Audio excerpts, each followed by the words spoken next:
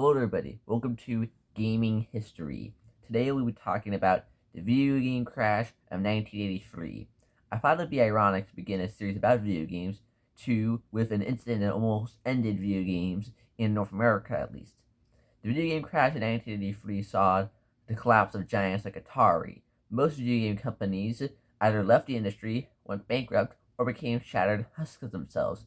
Atari had to lay off a majority of their employees, and one of their main competitors, Magnavox, creators of the Magnavox Odyssey 2 at the time, left the industry altogether, but are still around today, mainly producing TVs and television remotes. While other people people who made the ColecoVision and the television also had to leave the industry, while the majority of people just went bankrupt, and game buyers, for console at least, lost almost complete interest in playing video games. At the time, people really did believe that video games were a fad, and this almost proved it.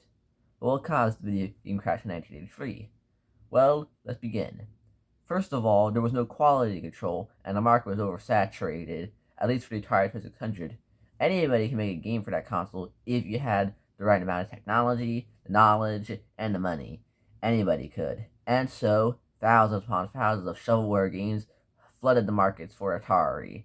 And that became a problem, as if you wanted to buy a Atari game, you had to sift through thousands upon thousands of low-quality games that were just straight garbage. Shovelware games, as we call them now. This led to buyers being disinterested in these games. Alongside that, the misleading cover art for games. Back in the day, cover art for these games looked nothing like the actual games themselves. Rather, they're meant to be representations of what these games were meant to be.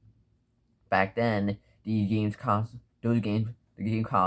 Atari 2600, was extremely limited in what it could do. It was so limited, in fact, that you couldn't get anything close to what the cover art showed. Whatever you could do, the cover art was nothing anywhere like that at all. And this misled a lot of people, as they were often very disappointed about what they saw in the actual game, after being misled by what they saw on the cover art for the box. Alongside that, there was often confusion about whose game was for which, as game back then didn't have the symbol saying only for blank. You're only for Atari, only for television, only for Magnavox. They didn't have this back then, so someone could accidentally buy a Magnavox game for their Atari because they didn't know any better. Alongside that, the market was oversaturated with game consoles. Nowadays, there are only 3 game consoles: the Xbox, the PlayStation, and the Nintendo Switch. But back then, there was almost a dozen of them. Let me just list a few: the Atari 2600, Magnavox Odyssey 2, the Intellivision, the ColecoVision, the Vectrex, the Emerson Arcade 2001, and the Fairchild Channel F. Alongside that, there was also the Atari 5200. Now the television, the ColecoVision, Vectrex, and the Emerson Arcade 2001 were all released in the same year of 1982. 3 game consoles in 1 year, and you already had the Atari 5200 in 1982 as well. So 4 game consoles in 1 year, and you still had the Atari 2600 out, and the 5200 wasn't that big of an upgrade from the 2600. It really wasn't that great. This oversaturated the market with all these game consoles because what were you to choose from? And the television and ColecoVision now do sound very similar, so there's probably some confusion with that as well. But this oversaturated the market. Too many game consoles. This is almost a dozen game consoles you could have chosen from in 1982 or 1983. Alongside that, the personal computers became more and more powerful every year, and a personal computer can do word processing. You can learn on it. It can do all kinds of things. You can do business, file your taxes, all kinds of things a computer can do. They were just about as expensive as a game console back then, so it was much more easy to reason on buying a computer than buying a game console, when a computer could do a whole lot more than whatever a game console could do, because game consoles could only play video games back then.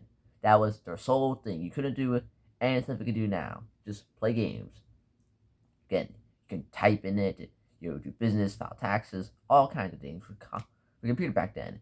Things like the Apple II and the Commodore 64 all had very big game markets, as the computers back then could play games. so you can play your games on that and do more. So it made sense reasonably to an average person to buy a personal computer instead of buying a video game console.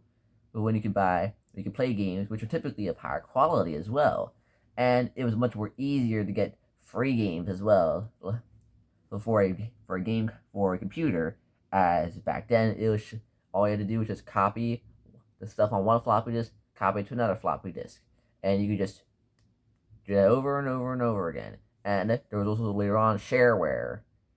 That's for another episode. But all in all, these things caused the collapse of the video game market in 1983. People often blame Atari's E.T. the Extraterrestrial, based off of the movie and the report of Pac-Man, for causing the video game crash in 1983. This is untrue. There's simply a symptom of it, not the cause. A great big showing symptom of this oversaturated market, which lacked quality control, and was oversaturated. 1983, the gaming industry in North America completely collapsed. Atari nearly went bankrupt. It had to lay off half of its employees.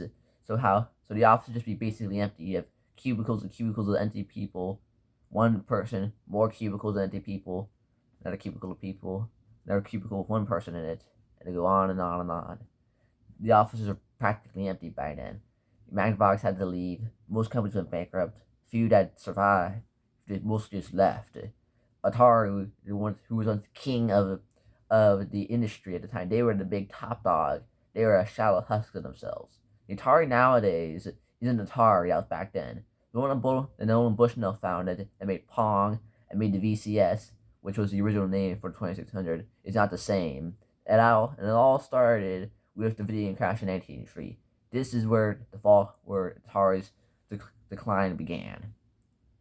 Now, during the period of 1983 to 1985, the video game industry over here was at a big, steep slump. Though for consumers, it wasn't that bad, as video games were now priced down so low due to store owners not being interested in really them anymore. People who get stores weren't interested in selling weren't interested in selling games anymore because they thought that they would lose out, that they wouldn't make any money. So most stores didn't want to carry video game consoles, carry video games at all, and that made the problem worse. They didn't want to carry them. Now, over in Europe and Japan and in Asia, this didn't happen. That's why it's often referred to outside of the U.S. as the North American video game crash in 1983. Over in Europe, they were doing just fine with their microcomputers. They were doing just fine with their microcomputers. And the video game industry was flourishing out in Japan, as some of the biggest games at the time were made in Japan, such as Pac-Man, that was of Japanese origin, and Donkey Kong, that was also Japanese origin. What brought us out of the video game crash was in 1983 was 2 years later, in late 1985, when a video game company known as Nintendo, who were best remembered at the time for hit arcade games such as Donkey Kong 1, 2, and Mario Bros., released the Nintendo Entertainment System. Originally, in Japan, its native country, it was called the Famicom, released in 1983. Now they designed it in its way to look like a VHS player, tape player, because they wanted to fool the stores. And that's why they made Rob the Robot, to make it look like a toy, not a video game console, as there's original design to video gaming, and they made some promises with the stores, and it made them want to sell the game consoles.